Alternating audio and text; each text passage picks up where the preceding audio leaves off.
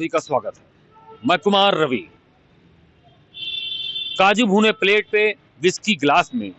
रामराज उतरा है विधायक निवास में। दशकों पहले उत्तर प्रदेश के लोक कवि अदम गोंडवी की यह काव्य पंक्तियां गाहे बगाए सरकार, सिस्टम और जनता के बीच ताना बाना बुना जाता है, उसको लेकर कटाक्ष करती रहती हैं। बहुत कुछ नहीं कहना था, आपसे तमाम मुद्दों पर रूबरू होता हूं, लेकिन आज के दिन खबरिया टॉप की टीम के पास कुछ ऐसी फोटो आई, या इसे एक राजनीतिक सहयोगी कहिए, एक साथ सूबे के सीएम और उनके मातहत दोनों डिप्टी सीएम यानी उनके दोनों सिपह सलारों की फोटो एक साथ एक ही कार्यक्रम में नजर आई। जी हां, जनता दरबार, वही जनता दरबार जो 2017 से सीएम योगी जब सूबे की सत्ता पर काबिज हुए तभी से जनता दरबार का जो सिलसिला शुरू हुआ, कोरोना काल के से लेते हुए और अभी तक बदस्तूर 7 साल हो गए। जनता दरबार, चाहे योगी गोरखपुर में रहे, चाहे राजधानी लखनऊ में अपने सरकारी निवास पर रहे, तमाम अति व्यस्ततम कार्यक्रमों के बावजूद सीएम योगी का जनता दरबार का सिलसिला चलता रहता है। जनता दरबार की अगर बात करें तो जनता दरबार कोई अनियमित काम नहीं है, लेकिन कुछ जानकारों का यह भी कहना है कि इतने बड़े प्रदेश में अगर सीएम की जनता दरबार में भीड़ उमड़ रही है तो इसका मतलब कि जिलों में, मंडलों में, गांवों में, कस्बों में जो संबंधित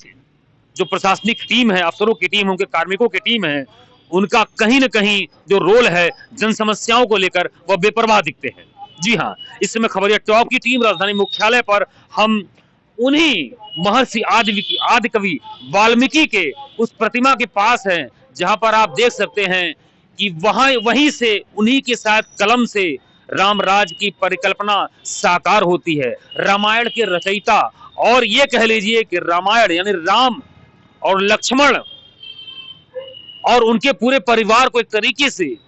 अपने कलमबद्ध करने के लिए और आदि कवि के इन्हीं के द्वारा लिखे गए उन पंक्तियों को आधार बनाकर रामचरितमानस का जो उल्लेख करने वाले, उसको जो उन रामचरित्र को जो है अपने शब्दों में बांधने वाले जो गोस्वामी तुलसीदास, तो आज हमने इसी जगह को चुना कि महर्षि वाल्मीकि से ही इस रामराज की परिकल्पना जो वैदिक काल में शुरू हुई, अभी तक जनता दरबार में अगर इसको जोड़कर देखा जाए तो कहां तक ठहर रहा है। इसमें भी कोई दो राय नहीं कि सीएम योगी का जो एक कद है वह राजनीतिक कद उपचुनाव के बाद काफी बढ़ा।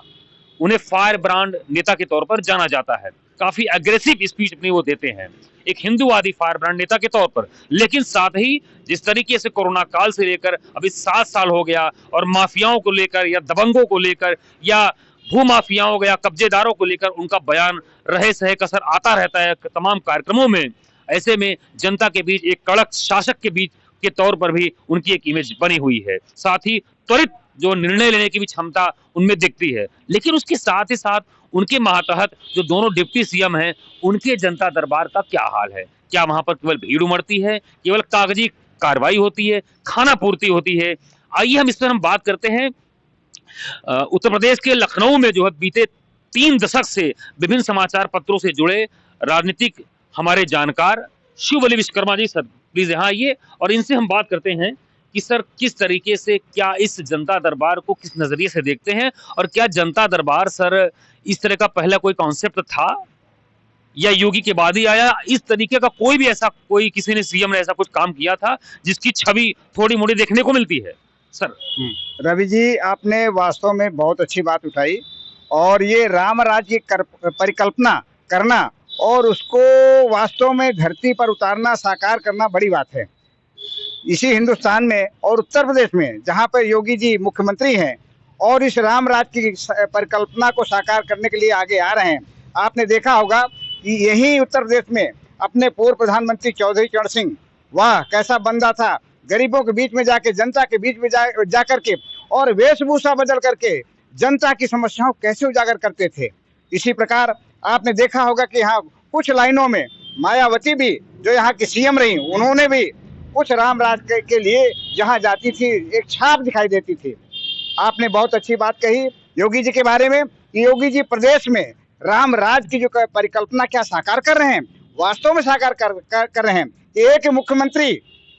300-400 लोग, 500 लोगों से भीड़ से मिलकर के व्यक्तिगत रूप से समस्या का जैसे उनके ऊपर कोई बीत रही हो, इस तरीके उसका निराकरण करने सर के लिए। लेकिन उनके जो दोनों डिप्टी सीएम हैं, अगर केशव प्रसाद मौर्य की बात करें तो वो पिछड़े वर्ग के नेता आते हैं और उनका जो जो एक जनता दरबार होता है उसमें काफी चयनित तो चिन्हित तो बड़ा सिस्टम से लोग वहां पर आते जाते हैं, भीड़ काफी कम रहता है। लेकिन उसके दूसरी तरफ अगर डिप्टी सीएम ब्रजेश पाठक जिनके पास स्वास्थ्य मंत्रालय जैसा बहुत अहम महकमा है और तमाम खबरें अस्पतालों को लेकर स्वास्थ्य विभाग को लेकर आती रहती हैं, तो ऐसे में क्या फर्क है दोनों डिप्टी सीएम के जनता दरबार में महसूस करते हैं? फर्क, आपने सही बात कही, फर्क दिखता है। एक तो वहां पर जो लोग जाते हैं वास्तव में जब मुख्यमंत्री के यहाँ जाते हैं तो लगता है कि नहीं हमारी एक ऐसे सुनवाई होगी। हाँ, इतने बड़े एक ओहदे के व्यक्ति से मिल रहे हैं जिससे हमारी सुनवाई निश्चित हो जाएगी और ये साकार भी होता है। वहीं जहां आपने अभी डिप्टी सीएम की बात की, दो डिप्टी सीएम की बात की, तो उनमें कुछ भिन्नता दिखाई देती है और उस भिन्नता को अगर वो मुख्यमंत्री योगी जी से अगर थोड़ा सा कुछ सीख ले लेंगे तो मुझे लगता है कि जवाब आपको वहां मिल जाएगा।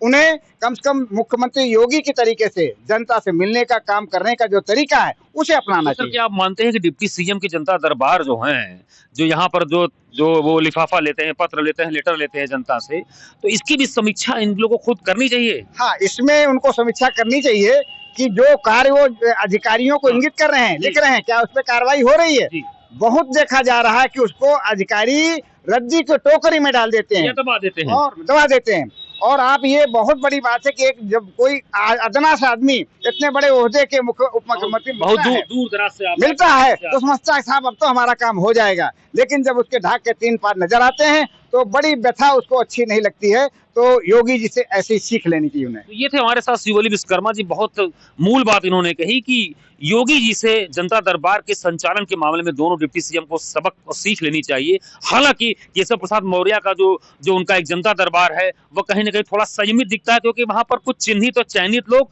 और बाकायदा एक सिस्टम के तहत हम लोग भी वहां पर गए हैं कभी कभार, तो वहां पर देखा है कि काफी कुछ सीमित दायरे में जो वहां पर काम होता है, चरणबद्ध तरीके से काम होता है, तो वहां उम्मीद रहती है कि वहां समस्याओं का निस्तारण होगा, क्योंकि वहां पर वो लैंडलाइन से भी बात करते हैं, जब सीमित लोग होते हैं तो हर तरीके से बात करते हैं। लेकिन दूसरी तरफ अगर हम स्वास्थ्य मंत्री सूबे के स्वास्थ्य महकमा की जिम्मेदारी संभालने वाले ब्रजेश पाठक की बात करें तो उनका जनता दरबार खुले आसमान में तरीके से होता, बहुत भीड़भाड़ होती है। और आज सोमवार को जो तीनों फोटो खबरिया टॉप की टीम के पास आई, वह फोटो अपने आप वह तस्वीर साफ तौर पर बयां कर रही है कि एक में तो सीएम योगी के जनता दरबार गोरखपुर में कहीं ना कहीं अनुशासन दिख रहा है, एक प्रशासन दिख रहा है, दूसरी तरफ जो डिप्टी सीएम केशव प्रसाद मौर्य के उसमें एक सिस्टम दिख रहा है, एक सहजता दिख रही है, जो बाकायदे किसी की बात सुन रहे हैं। लेकिन तीसरी फोटो अपने आप में पूरा तस्वीर साफ है, वह यही बताती है कि पूरी तरीके से भीड़ मचा हुआ है, एक दूसरे के ऊपर लोग चढ़े हुए हैं और यह तमाम ऐसी अंदर खाने में भी जो है ब्यूरोक्रेसी से जुड़े जो तमाम ऐसे मुद्दे आते रहे हैं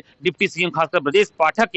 को लेकर कि वो अगर वो जनता दरबार से थोड़ा अलग हटकर अपने स्वास्थ्य महकमे पर अगर पूरी तरीके से फोकस करें, क्योंकि ये सबसे बड़ा विभाग है, बहुत महत्वपूर्ण विभाग है, तमाम दिक्कतें आती रहती हैं, तो कहीं न कहीं जन समस्याओं का निस्तारण होगा। हालांकि आपको यह भी बता दें कि राम राज की परिकल्पना भाजपा सरकार बराबर करती आई है, पंडित दीनदयाल उपाध्याय से लेकर हमेशा, चाहे पंडित अटल बिहारी वाजपेयी की बात करें, आडवाणी जी की बात करें, इसके बाद सीएम योगी भी बार बार राम राज की परिकल्पना की बात करते हैं। लेकिन शायद यह उनके नीचे जो मातहत करने वाले जो उनके साथ काम करते हैं वह यह भूल जाते हैं राम राज में खुद भगवान राम जो है वही राम थे जो अपनी वेशभूषा बदल कर गए थे और अपने लोगों के बारे में जानने के लिए, और एक धोबी की बात को जब उन्होंने सुना था तब वहीं से जो रामायण की जो पृष्ठभूमि है वह बदल जाती है और रामायण का जो पूरा किरदार है वह भी बदल जाता है और उसके बाद तमाम जो है उत्तरकांड, लंका कांड और तमाम चीजों की रचना होती है। तो आप ये देखिए सूबे के सत्ता सिस्टम और जनता के साथ किस तरीके से ताना बुना जा रहा है और इस जनता दरबार के निस्तारण से क्या वाकई लोगों को जो है राहत मिलती हुई दिख रही है, इस पर गौर करने वाली बात है। खबरिया टॉप की टीम के साथ बने रहिए। मैं कुमार रवि, राजधानी लखनऊ मुख्यालय से कैमरा पर्सन सचिन के साथ।